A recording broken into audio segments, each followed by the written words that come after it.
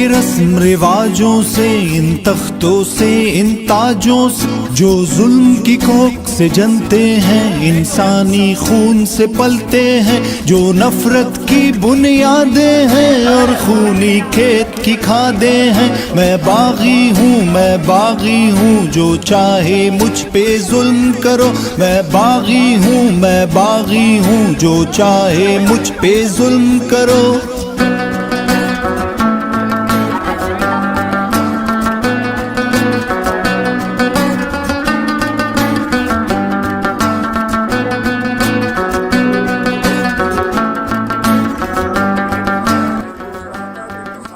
नवरीत जी के परिवार के सदस्य, उनका कौम, आसपास से आए हुए सब लोग यहाँ उनकी याद में आए हैं। मुझे अपने अनुभव से मालूम है कि एक शहीद का परिवार उसकी शहादत को कभी भूल नहीं सकता। वो उस शहादत को अपने दिल में रखता है पत्रकार हमेशा के लिए। जाती उधर से फोटो लेना, बस ना फोटो लेना वहां से, जब बीच में खड़े रास्ता और उस शहादत से वहां से ले लो रास्ता। उसके दिल में सिर्फ एक तमन्ना जागती है कि अपने प्यारे की शहादत व्यर्थ न हो। और मैं जानती हूँ कि आप सबके दिल में यही तमन्ना है। आप यहाँ रस्त्रशाला घाटी के करो आप काम। नवरीत 25 साल के थे, मेरा बेटा 20 साल का है। आपके भी नौजवान बेटे हैं जो उत्साह में अपनी उत्साह दिखाने के लिए, किसानों के साथ खड़े होने के लिए वहां चले गए। और उनके साथ एक ऐसा हादसा हुआ कि वो वापस नहीं आए। क्यों गए थे वहां? कोई राजनीतिक साजिश नहीं थी कि वो वहां गए।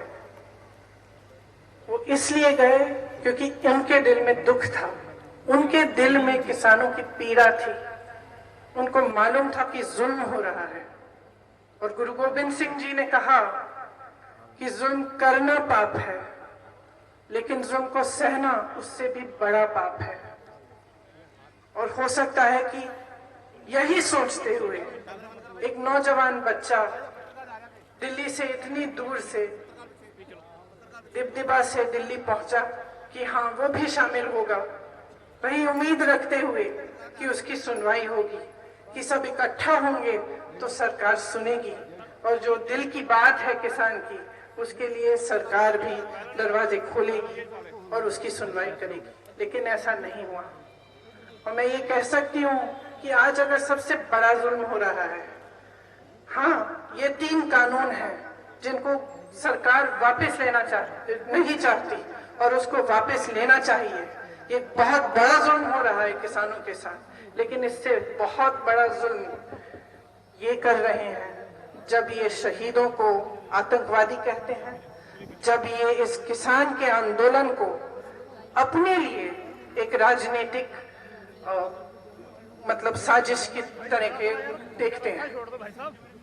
ये बहुत बड़ा जुल्म है, क्योंकि अगर एक नेता देश के किसान, देश के गरीब, हर देशवासी का दर्द नहीं सुन सकता, अगर जब आवाज उठाए तो वो उसको तरह तरह के नाम कहलाए जाते हैं, लेकिन कभी ये नहीं कहा जाता कि हाँ तुम मेरे साथी हो, मेरे देशवासी हो, तुम्हारे दिल में दर्द है, वो मेरा दर्द है, आओ मैं तुम्हारी बात सुनूंगा। अगर वो नेता ऐसे नहीं कर सकते तो वो कुछ काम के नहीं रहे। ये मौका नहीं है कि हम राजनीतिक बात करें, लेकिन हम ऐसा जुल्म सह नहीं सकते। जो सच्चाई है वो सच्चाई है। ये कोई राजनीतिक आंदोलन नहीं है, ये एक सच्चा आंदोलन है, आपका आंदोलन है, किसानों का आंदोलन है, इस देश के एक एक वासी का आंदोलन है। इसीलिए मैं आज यहाँ आई, क्योंकि मैं इस परिवार को कहना चाहती हूँ कि आप अकेले नहीं हैं। आपके साथ इस देश का एक एक देशवासी खड़ा है, चाहे वो किसी भी धर्म का हो, इस देश के कोने कोने का किसान आपके साथ खड़ा है, हम आपके साथ खड़े हैं। आज मेरे साथ यहाँ आए हुए हजारों कांग्रेस के पश्चिमी उत्तर प्रदेश के कार्यकर्ता आपके साथ हैं और मैं सरदार हरदीप सिंह जी को कहना चाहती हूँ कि आपके पोते की शहादत हम व्यर्थ नहीं होने देंगे। यही कहने के लिए मैं यहाँ आई हूँ और मेरी आशा है कि आप सबके मन में भी यही बात है। इस आंदोलन को तब तक जारी रखेंगे जब तक ये 3 काले कानून सरकार वापस नहीं लेगी। सत श्री अकाल। सत श्री अकाल। सत श्री अकाल। सत श्री अकाल। वाहिगुरु जी दी फतेह, वाहिगुरु जी दा खालसा। धन्यवाद।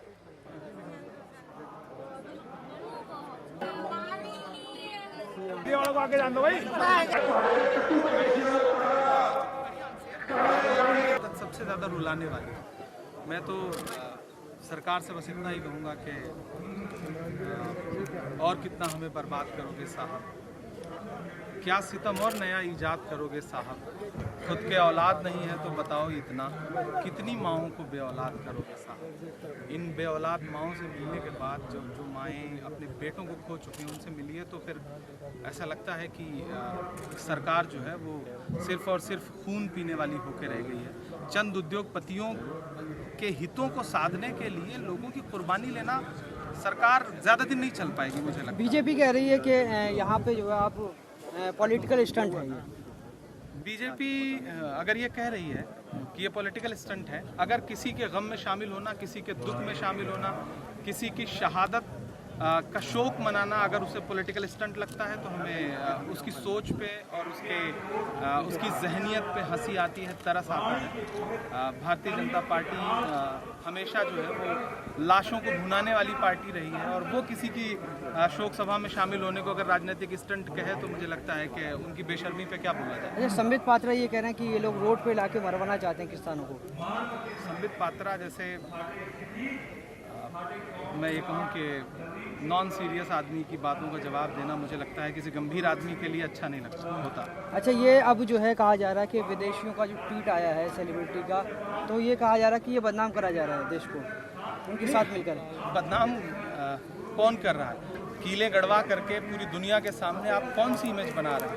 किसानों की शहादत, उनकी कुर्बानियां लेकर के आप पूरी दुनिया के सामने कौन सी इमेज बना रहे हैं? बदनाम, ये सोशल मीडिया का ज़माना है। आप यहाँ जो कर रहे हैं वो अगले 5 मिनट में पूरी दुनिया तक जा रहा है।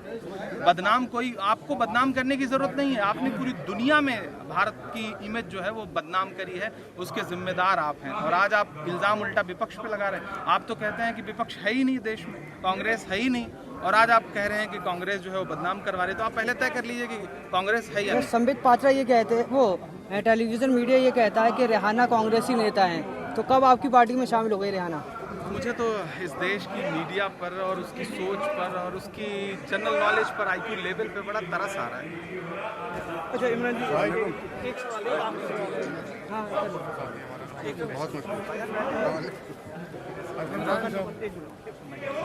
है एक आखिरी सवाल है मेरा कि पुलवामा में जो जवान शहीद हुए थे, जय जवान जय किसान का नारा देने वाला हमारा देश है, पुलवामा में जवान शहीद हुए, अब तक कोई जांच नहीं, और अब 70 से ऊपर किसान भी शहीद होते हैं। आखिर कब तक इंसाफ?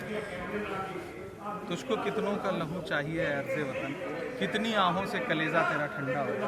हम भी यही सोच रहे हैं कि आखिर कब तक।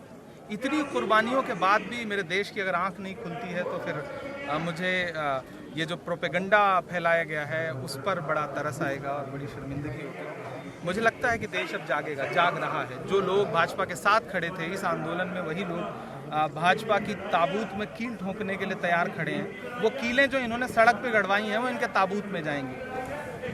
पूरे देश का पेट भरने वाला हमारा किसान जो है, उसके आंदोलन स्थलों पर कीले लगाना और एक अंतर्राष्ट्रीय बॉर्डर की तरह बना देना, उसको कैसे? बहुत शर्मनाक है। अगर इतनी सुरक्षा व्यवस्था अरुणाचल प्रदेश में और चीन के बॉर्डर पे की गई होती तो शायद हमारे जवान न शहीद हुए होते गलवान की घाटी में, और शायद हमारी ज़मीनों पर चीन का गांव न बना होता। देखिए, बहुत शोक और बहुत दुख का मौका है और प्रियंका जी के नेतृत्व में पश्चिमी उत्तर प्रदेश का पूरा कार्यकर्ता जो है वो आज इस माँ से, इस परिवार से मिलने आया है जिसने अपना बेटा खो दिया है।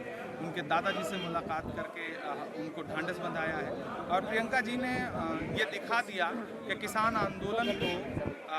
आंदोलन में हुई एक एक कुर्बानी को कांग्रेस जाया नहीं जाने देगी। क्या मांग करते हैं आप?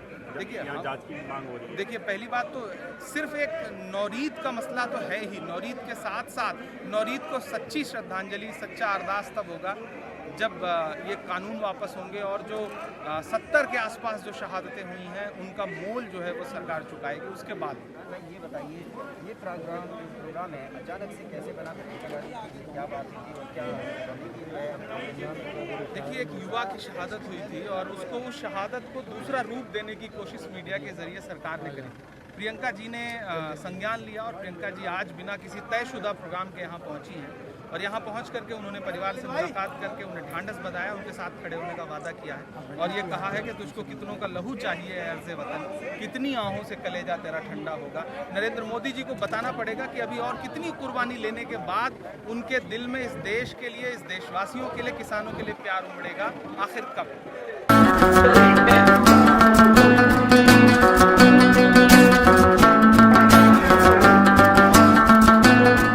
इस दौर के रस्म रिवाजों से, इन तख्तों से, इन ताजों से जो जुल्म की कोख से जनते हैं, इंसानी खून से पलते हैं, जो नफरत की बुनियादें हैं और खूनी खेत की खादें हैं। मैं बागी हूँ जो चाहे मुझ पे जुल्म करो। मैं बागी हूँ जो चाहे मुझ पे जुल्म करो।